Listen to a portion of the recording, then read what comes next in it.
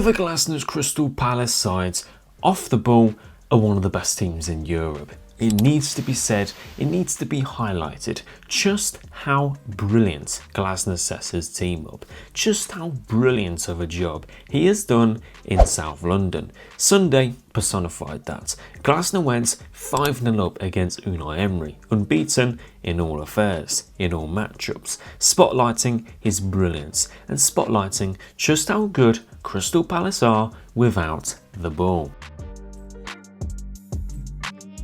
So as you can tell by the title, the thumbnail, the intro, we'll be assigning our focus to Crystal Palace off the ball quite strongly, as there is so much to discuss. The praise that I share for Oliver Glasner as well doesn't just come out of nowhere or from noise on social media. It comes from the 8 videos that I've done on Crystal Palace so far this year. Games, players, whatever. So it's fair to say this isn't blown out of proportion or very sudden.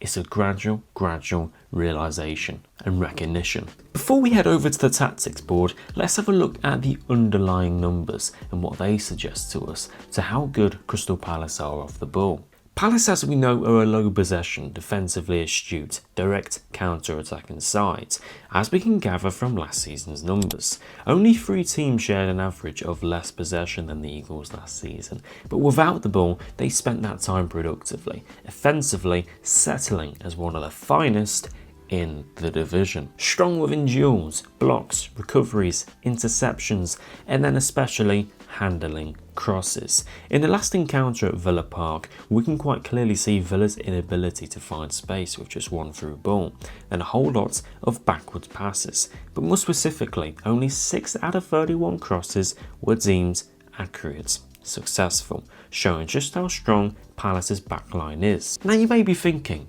well, they're aiming for Ollie Watkins. He isn't exactly a tall target man to aim for. Okay, let's have a look at Nottingham Forest and Chris Wood then. This now shows 3 out of 26 successful crosses, with again very similar stats in the possession department. So the numbers show just how good the Eagles are defensively and off the ball, but you may not be interested in the boring numbers, so let's take things over to the tactics board. So as you can see, we've illustrated Palace's famous 5-2-3 off the ball shape. A shape that many teams in the Premier League will be familiar with, many teams will be frustrated with. But what does it do within this phase? Well, it's constantly aware. It's a steady manoeuvrance whenever the ball recycles side to side. It's very steady. The players in the front line are very aware as they look to block that pass to the centre. And overall, it sits off. It stays proactive and it's very steady. Now, a few teams share this shape off the ball. If we have a look at Manchester United and then West Ham before their win against Nottingham Forest. But why does this work for Crystal Palace and not for the likes of Manchester United? Well, there's a few reasons. Well, for one, it's more well coached. Oliver Glasner has set his team up, drilled his team up excellently. But for one, there is athletic midfielders. You need that. Funnily enough, for Manchester United, you can't really get away with a pivot of Casemiro and Bruno Fernandes, or a pivot of Mason Mount and Bruno Fernandes. Funnily enough, there's going to be issues there, but even then, you can have a look at where the space is. It's with these number 10s, it's with these players here. But that's where the centre-backs are so important. You play the ball in here, Guéhi is going to come right into you. He's going to follow you. He's going to force you back. If you try and turn with the ball and try and drive forwards, he's there. He follows. He's willing to follow wherever you go. And it's the exact same with Chris Richards. The centre-backs jump and they time it with pure excellence. They do it fantastically. And we can see that statistically now as well. The centre-backs are absolutely fantastic. They're all dominant in the air, dominant in ground duels, and all share excellent anticipation from their interceptions. But all of them collectively are fast, strong, mobile. They're all similar and have whatever man they're tracking completely on lockdown. They are all fantastic. But how do Crystal Palace block that forward pass? How do they block wide progression? Well, the players that are open here are quite clear, as you can see. If we can't pass the attacking midfielders, then we need to pass out wide. So the ball recycles out to the fullback just here, and this is where the press is triggered. This is where Crystal Palace come alive. Tyrick Mitchell is going to jump. Now, the first thing you'd think here is bang, ball in behind. Player needs to shift over here, but that's where Crystal Palace's backline shifts across. Mark Gahey will follow. Again, you might think this player needs to run in here as well. Okay, well, Lacroix's going to follow. It's their man, and they're willing to track them whenever. So the whole back line is going to shift across, including Munoz, and ultimately this just forces them back because Kamada is going to shift across as well, so is the front line. So the only place they can go is backwards. That's where Palace are looking to force the opposition backwards because they completely and utterly nullify them. This happens for the opposing flank as well. If we shift everybody back across just for 1 second, it is the exact same with Munoz. And you can see the ball here, shift across, Munoz is going to jump. And that's where Richards comes in, Lacroix, Gahey and Mitchell, as that's the fullback. So it completely and utterly nullifies them. They're well trained within this. And whenever players move around, they're still just as organised. They just move across. They track different players. They have a good understanding of what they need to do. And so does the manager. The difference in coaching with somebody like Oliver Glasner and Ruben Amorim in this department is just different level. But when we are pushed much deeper, as you know Crystal Palace are, it shifts into a 5-4-1 shape, even a 5-5, because every player is back, even Jean-Philippe Mateta. Everybody's back. There's no space and it is so difficult. But if we push players up a little bit and when the pressure's triggered, it's much easier to move into this 5-2-3 shape. It's the exact same. Ball goes out wide here, Mitchell shifts across, the back line just keeps shifting across. It's very easy for Crystal Palace to keep a hold of, and it's the exact same for the other flank.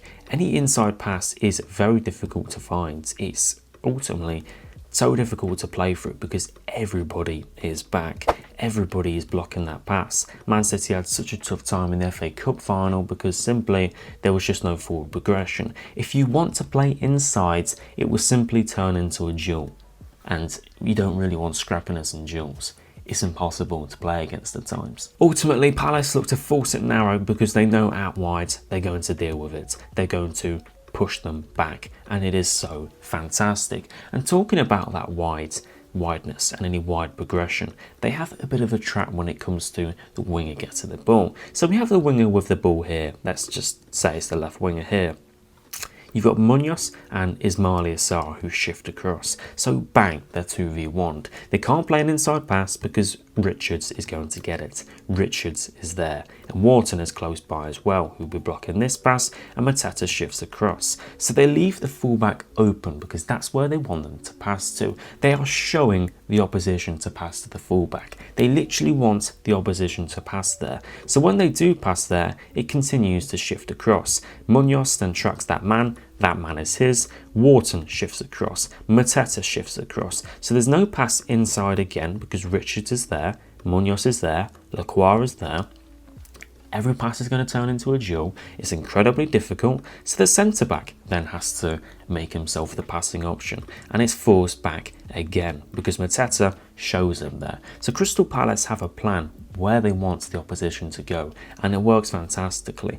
And then if that centre-back tries to move fast, they shift across very easily, and Sarr continues to do so as well. So it's incredibly difficult for anybody to play against this Palace team because they cramp out the space so well, and it's just so frustrating to play against. It is so well coordinated, so well coached, illustrated. It makes any good team look so poor. It makes the play so slow, the opposition knocking it around, looking for answers, and then obviously the crowd is going to be getting onto them like they did at Villa Park, like they sometimes do against Chelsea. So this forces unorthodox actions, such as long balls, and Aston Villa did try to maximise the use of Ollie Watkins, looking to spray balls into the channel, looking to ultimately find a way past this Palace defence and stretch them, but their defence can't really be stretched. They play narrow, but the wing-backs are there, ultimately to answer this. And Lacroix just deals with any runs into the channel because Lacroix is monstrous in this department.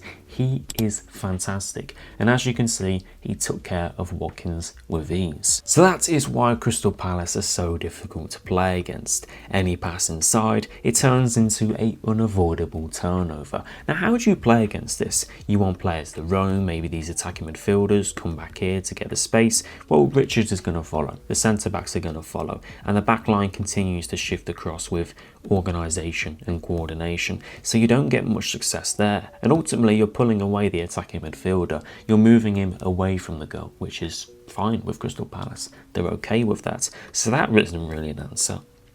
The other answer would be to move the ball faster from side to side. But ultimately, the shape is going to shuffle just fine. Crystal Palace can move fast as well. They do so on the break. It's just a little bit more physical demand, which they're okay with. So playing against this Crystal Palace team is so difficult.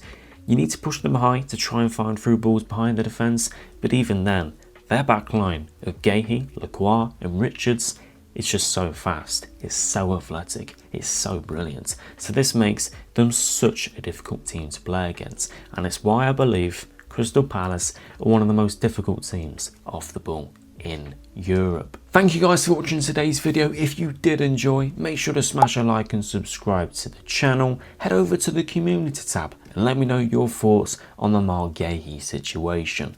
Thank you for watching, and I'll see you guys in the next one.